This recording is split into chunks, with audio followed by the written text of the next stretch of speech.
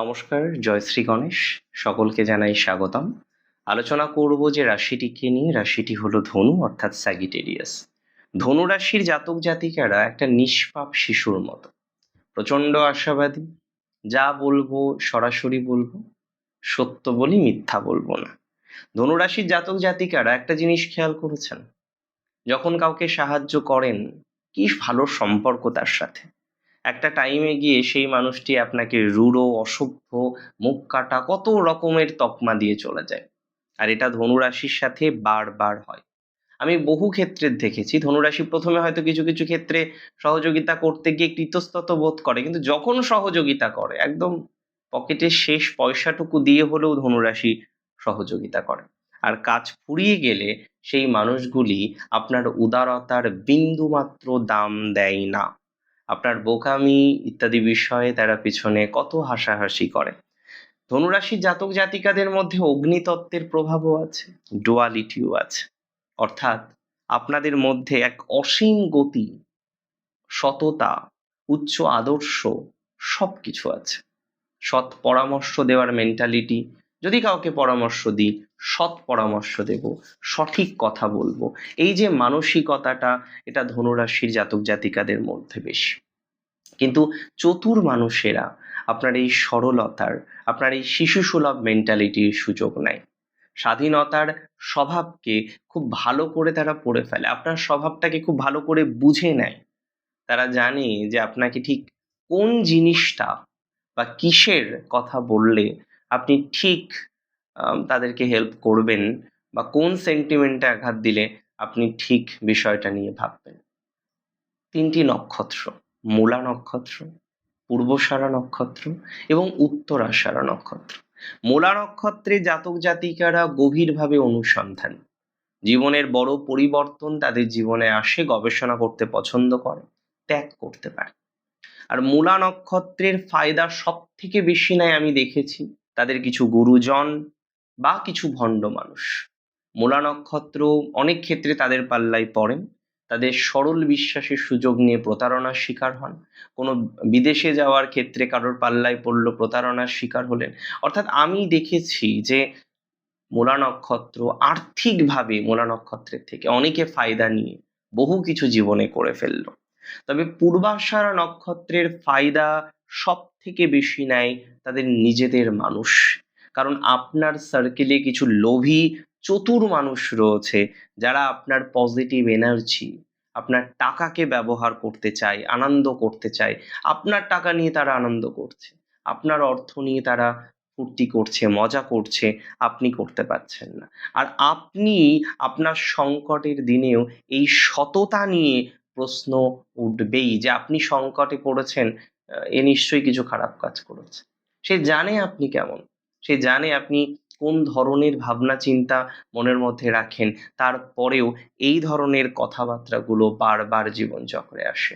আর উত্তরাষাঢ়া নক্ষত্রে জাতক জাতিকাদের ক্ষেত্রে তাদের ফায়দা সব থেকে বেশি কারা নেয়। দেখুন, আপনারা তো নীতিবান, উত্তরাষাঢ়া নীতিবান, দায়িত্বশীল, বিচক্ষণ এবং অপরাজিত যোদ্ধা। এত সহজে পরাজিত যোদ্ধা উত্তরাষাঢ়া নয়। আপনারা, আমি দেখেছি উত্তরাষাঢ়া কারোর অধীনে থেকে কিন্তু কাজ করতে পারে না। উত্তরাষাঢ়ার ফায়দা কারা বেশি নেয়? কর্মক্ষেত্রে, কর্মক্ষেত্রের বস, ব্যবসার ক্ষেত্রে পার্টনার। এবং উত্তরাষাঢ়ার সুযোগটা কি নেয়? অতিরিক্ত পরিশ্রমের সুযোগ নেয়। পুরস্কার বা ক্রেডিটের বেলায় অন্য কেউ, আর কাজের বেলায় উত্তরাষাঢ়া, দায়িত্বের বেলায় উত্তরাষাঢ়া। 7 জনের কথা বলবে, এই 7 জনকে চিনে নিতে হবে। সবার প্রথমে হচ্ছে সৎ পরামর্শের কুৎসা রটানো মানুষ। আমি বহু ক্ষেত্রে দেখেছি সৎ পরামর্শের কুৎসা রটানো মানুষের অভাব ধনুরাশির হয় না। ধনুরাশি সবাইকে সৎ পরামর্শ দিতে চায়, কোনো কূটনীতির জ্ঞান ধনুরাশি দেয় না, খাঁটি কথা বলে, স্পষ্ট কথা বলে। কিছু মানুষ থাকবেই ধনুরাশির সারাউন্ডিংস, ধনুরাশির পরামর্শ নেবে, পরামর্শ নেওয়ার পর বাইরে গিয়ে রটাবে যে অহংকারী মানুষ, পরামর্শ দেয় না, ভুল ডিসিশন দেয়। এই যে প্রবণতা, এটা ধনুরাশির ক্ষেত্রে আছে। ধনুরাশির দ্বিতীয় ফায়দা নেওয়ার মানুষ বলি টাকা ধার নেওয়ার বন্ধু। আমি অনেক রাশির ক্ষেত্রেই টাকা ধার দিয়ে ফেরত পেতে দেখেছি, ধনুরাশির ক্ষেত্রে সেটা সেইভাবে দেখি। ধনুরাশির জাতক জাতিকারা যদি একবার কাউকে টাকা ধার দেয়, সেই টাকা তার আর ফেরত আসে না। ধনুরাশির জাতক জাতিকাদের একটা কথা সবার প্রথমে বুঝতে হবে। কি বুঝতে হবে? যে আপনারা বারবার এই টাকা পয়সা ধার দিয়ে ধোঁকার মধ্যে পড়েন। এটা ঠিক নয়। টাকার ফায়দা আপনি সবাইকে ধরিয়ে দেন। এটা অত্যন্ত খারাপ। ধনুরাশির জাতক জাতিকাদের ক্ষেত্রে পরিবারের দায়িত্ব এড়ানো স্বার্থপর কিছু ভাই বোন কোনো পরিবারের সদস্য থাকবেই, যে নিজে কিছু করবে না, অন্য কেউ করছে সেটাও তার সহ্য হয় না, কারণ বলবে লোকে তাকে যে তুই করলি না, দেখো করে দিল।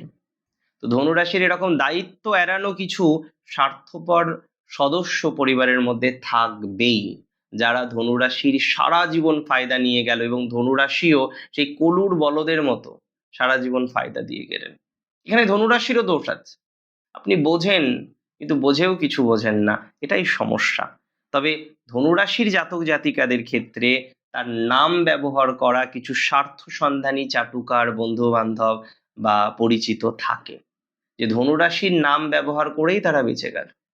এন্ড এটা প্র্যাকটিক্যাল। আমার সাথে হয়তো আপনারা অনেকে একমত হবেন যে দাদা ঠিকই বলছেন, যে আপনার নামটা ব্যবহার করেই তারা বেঁচে গেল, আপনার সামাজিকভাবে স্ট্যাটাসটা ব্যবহার করেই তারা বেঁচে গেল, তারা দাঁড়িয়ে গেল, তারা সমাজে প্রতিষ্ঠিত হয়ে গেল। আর এরকম কিছু চাটুকার স্বার্থসন্ধানী সারাউন্ডিংস থাকবেই ধনুরাশির। তবে ধনুরাশির জাতক জাতিকাদের এর থেকেও বেশি ফায়দা কারা নেয় জানেন? স্বাধীনতার সুযোগ নেওয়া ইমোশনাল পার্টনার। ধনুরাশির সম্পর্কে যদি বলা হয়, এরা সন্দেহ পছন্দ করে না, পার্টনারকে পূর্ণ স্বাধীনতা দেয়। কিন্তু স্বার্থপর পার্টনার এই অতিরিক্ত বিশ্বাস, অতিরিক্ত স্বাধীনতা, অতিরিক্ত স্পেসের আড়ালে গিয়ে অনেক সময় আমি দেখেছি ধনুরাশিকে ধোঁকা দেয়, ধনুরাশিকে কষ্ট দেয়। ধনুরাশির জাতক জাতিকাদের সহকর্মীদের মধ্যে অলসতা থাকবে, কারণ ধনুরাশি এক্সট্রা কাজ করে দেয়। আর এরকম কিছু অলস সহকর্মী দিনের পর দিন, মাসের পর মাস, বছরের পর বছর আপনার ফায়দা নিয়ে যাচ্ছে, আপনি বুঝেও এখন না বোঝার ভান করেন, পাছে লোকে কিছু বলে।